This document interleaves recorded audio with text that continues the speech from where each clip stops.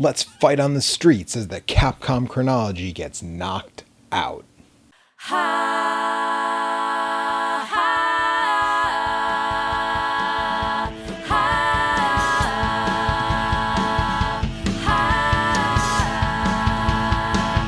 want the freshest cat possible.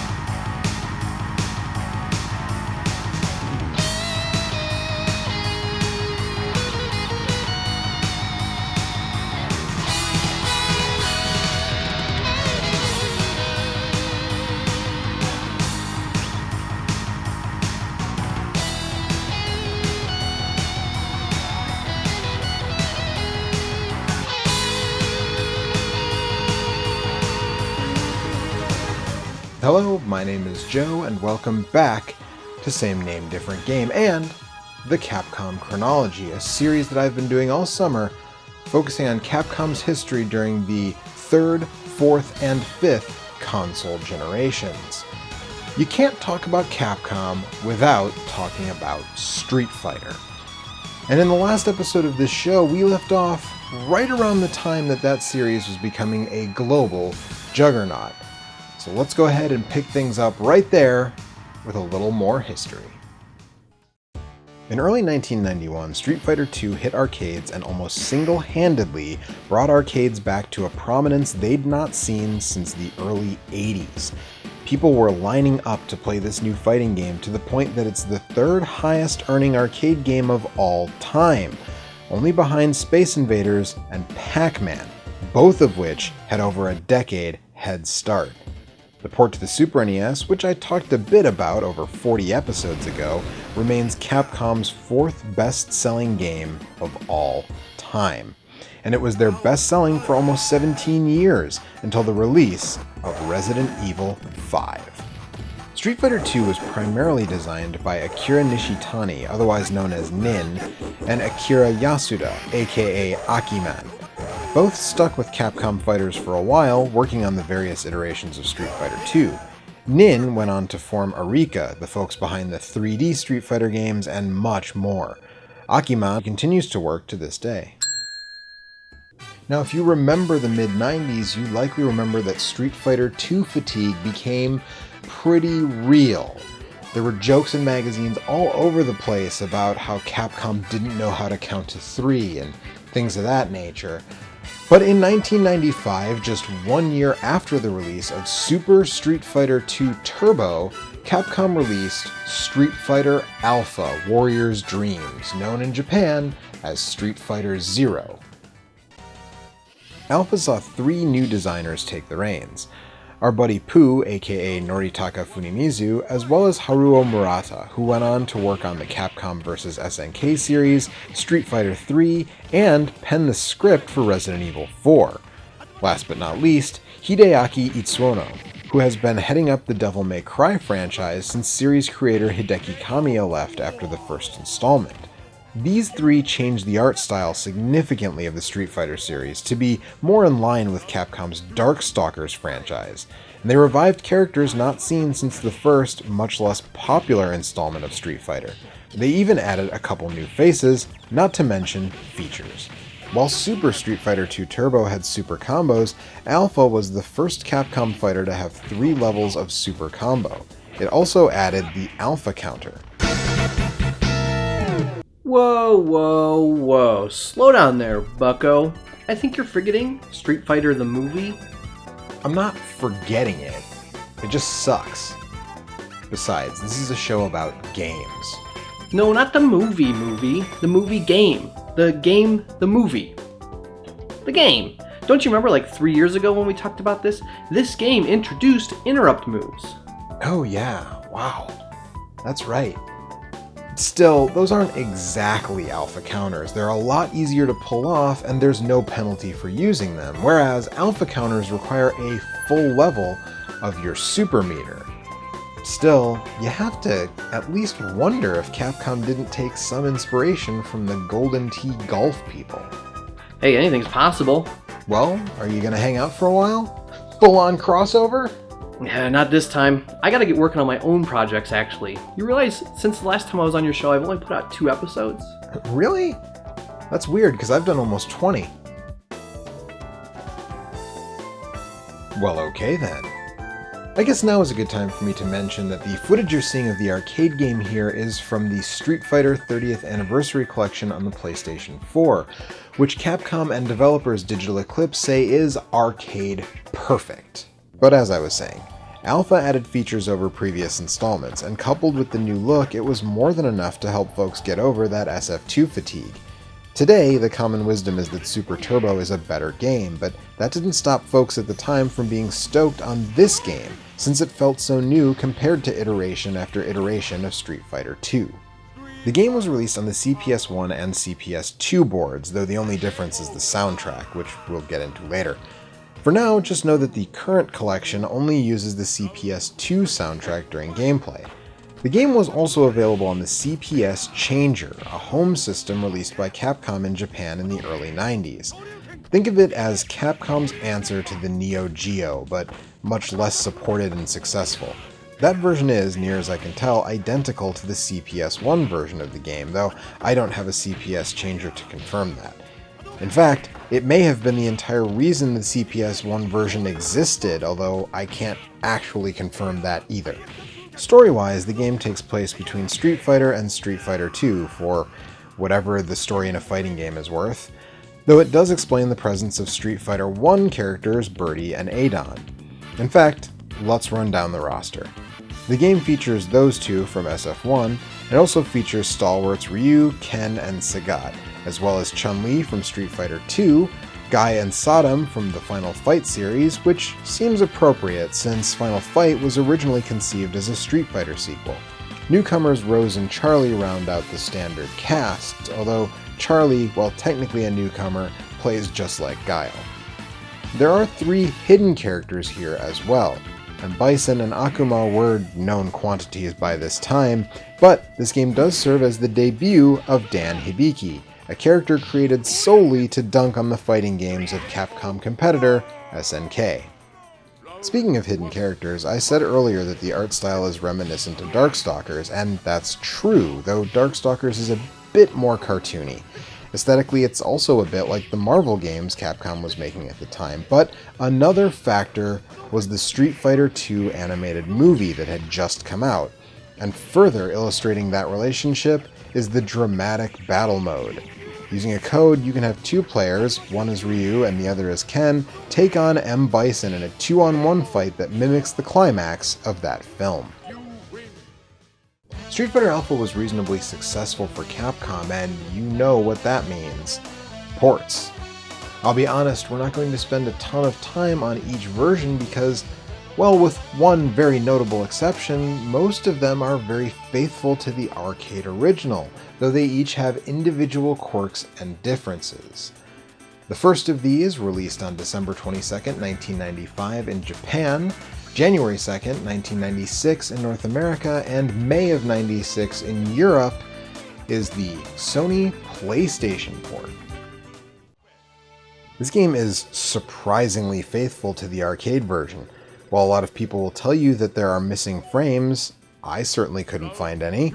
Later Capcom fighters on the PS1 certainly do lose frames when compared to their arcade and Sega Saturn counterparts, but I simply didn't see any here.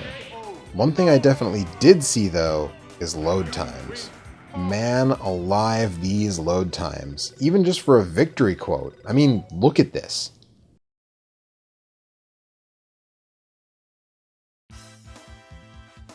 Another thing you'll probably notice is a remixed soundtrack, though you have the option of using the CPS2 soundtrack if you prefer.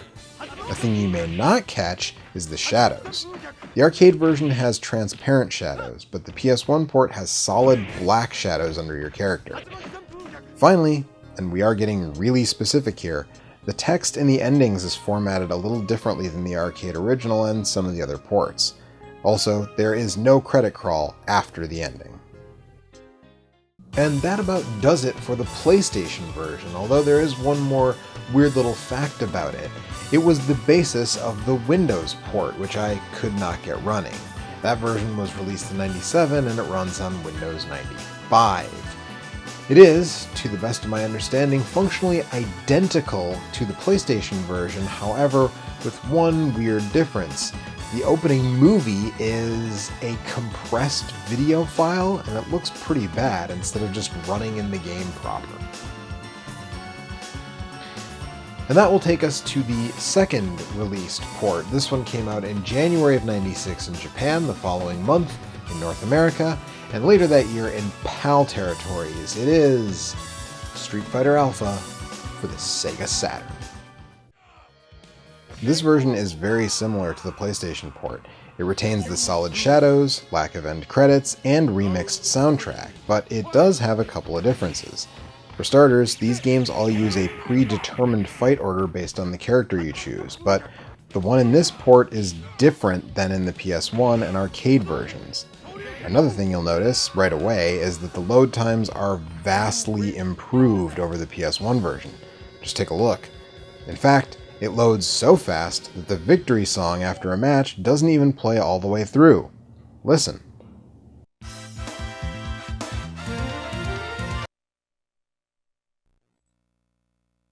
When it comes to all the other differences, we're going to get really specific. The trailing shadows you leave behind when doing a super combo in this version are color. In the arcade and PS1, they're blue. But in the Saturn port, for some reason, they're just a faded version of your character, which I actually like. Finally, for some reason, when you win a round with a throw in this port, your victory icon is a baseball. In all the other ports, it's a lasso. No idea what inspired the team at Capcom tasked with the Saturn port to change it, but there it is. And that does it for the Saturn version. Now at this point I'm actually going to jump out of chronological order because I want to talk about the PS2 version. Normally I wouldn't bother since it's technically another emulation of the arcade game, however, this one has enough quirks that I actually felt it was merited. So, released in 2006 in Japan, North America, and Europe, this one was part of the Street Fighter Alpha anthology. Let's start with the visuals here. When researching this episode, I saw people claim this was the best looking edition of the game because it outputs in 480p, but I don't know folks. It looks like the emulator Capcom used to scale the image up to 480p didn't do a very good job. It looks blurry along with some pixel shimmer when scrolling. I used the same PS2 for this game as I did to capture the footage of the PS1 version. I also tried both in my launch PS3, and the PS2 version always looks muddier no matter the setup. That's not the only difference though. I'll first point out that it's weird this version has solid shadows, which makes me suspect that it may not be emulated, though most resources say it is. I can say that it contains a credit scroll, so it's not an emulation of the PS1 port. It's also the only version I played with an option to use the CPS1 soundtrack. But the real lure, and the thing that makes it worth owning despite the visuals, is that you can unlock the option to play with any version of any character from all of the Alpha games against each other, much like Hyper Street Fighter 2. It also has the same fight order as the Saturn version, which is just weird. But that brings us to our final port. This one was released first in North America on March 24th, 2000, a year later in Japan on March 30th, 2001, and somewhere in between in Europe. It is Street Fighter Alpha on the Game Boy Color. The only title we're talking about today not developed in-house by Capcom, this one was farmed out to Crawfish Interactive, and the UK-based developer really did a bang-up job on it. They did so well, in fact, that Capcom later tapped them to port Street Fighter Alpha 3 to the GBA. Now, obviously, this version is severely compromised. There was no way a CPS2 game was going to fit on a GBC cart, never mind the fact that the system only has 2 action buttons, but Crawfish must have been watching how SNK addressed this on the Neo Geo Pocket, because it's pretty similar and it works reasonably well. You hold the button longer for stronger attacks. Impressively, this game contains all of the characters including the 3 hidden ones. It does, however, cut down on the number of stages and songs. Only one version of each stage is seen here, whereas the others contain at least 2 variations on each setting. Still, for a system that's about as powerful as the NES, the port is pretty mind-blowing. It's not much more than a novelty now, especially given that you can't play 2 players with a link cable, but it's still worth checking out if you're into weird versions like this. It even has the ending text for each character, though not the images. And the speeches between your character and their final challenger or hidden character fights is missing as well. Then that's all of them. So we are going to do like we always do and take a look and a listen. However, I wanted to focus specifically on the music first. So let's do that. Here's a sample from each version of the soundtrack.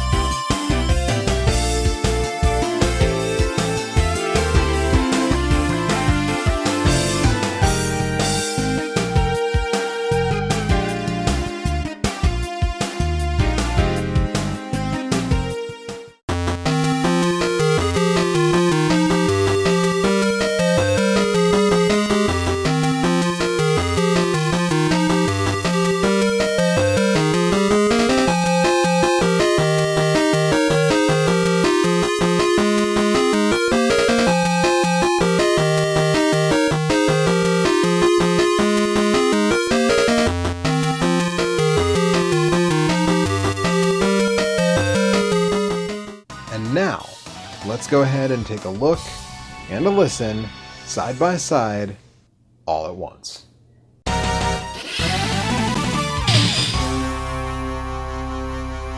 Round 1, fight!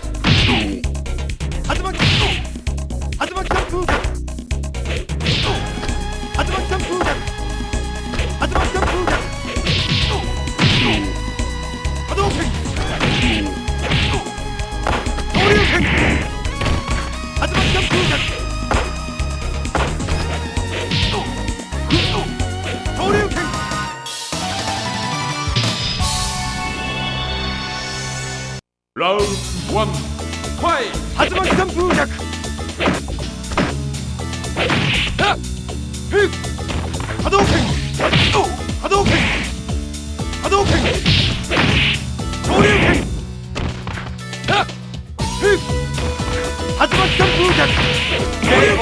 fight!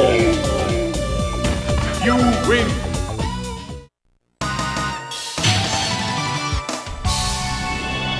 Round 1, fight!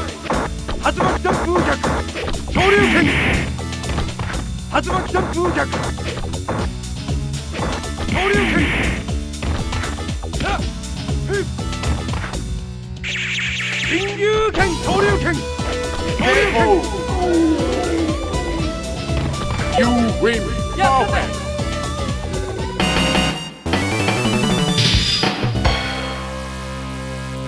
Round 1, fight!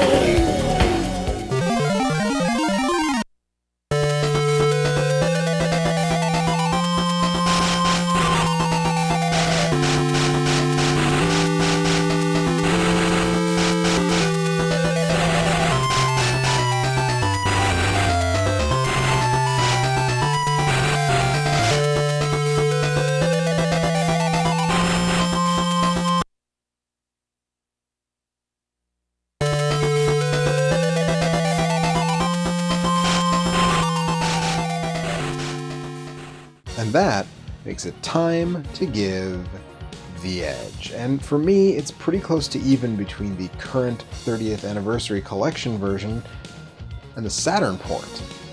The biggest problem when talking about Street Fighter Alpha is that honestly, it's surpassed by all of its sequels. The PS2 version has some unique content and those sequels, but it doesn't look very good on a modern display. The PS1 version has interminable load times and is otherwise more or less identical to the Saturn version. And the Game Boy Color version isn't much more than a curio, so unless you're a big Game Boy collector or a huge Street Fighter fan, it's not really worth seeking out. Speaking of, the manual for that has an ad for the unreleased Resident Evil Game Boy Color port, which is also interesting because a flyer in the PS1 version has an ad for Resident Evil with alternate cover art. And that would normally be the end of the show, but this is the final episode of the Capcom Chronology, so let's go ahead and take a look at where Capcom went from here. The 5th generation was extremely fertile ground for Capcom.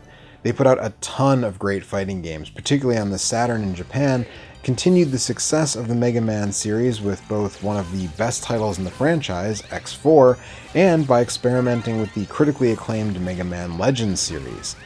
But what appears to be their greatest success in the 5th generation, when it comes to sales at least, is starting the Resident Evil series.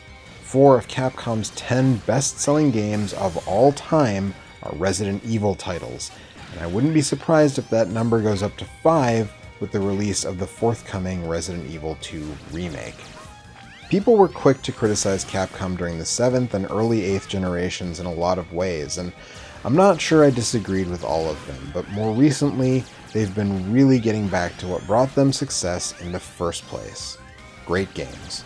I loved Resident Evil 7, and I'm just now getting into Capcom's best-selling game of all time, released this year, Monster Hunter World, racking up even more sales as we speak with its release on PC earlier this month. We're also finally going to see Mega Man 11 this year. The company is healthy, and I can't help but feel like it has something to do with being run by the same family for all these years. Kenzo Tsujimoto and his kids, along with a lot of loyal folks who started making arcade games in the 80s and remain at the company today, have made Capcom what it is. For his part, Tsujimoto says the company's key strength is a corporate culture where everyone can utilize their creative talents with no restrictions. I hope that's not hyperbole, and I hope it remains true going forward. And that brings the Capcom Chronology to a close. Here's to 30 more years of residences full of evil, streets on which to fight, and monsters to be hunted. And speaking of monsters and hunting, I do hope you'll join me next month, because I'll be looking at a licensed game based on a film series that is going to be making its way back into cinemas very soon. Thanks for watching. Hope to see you then.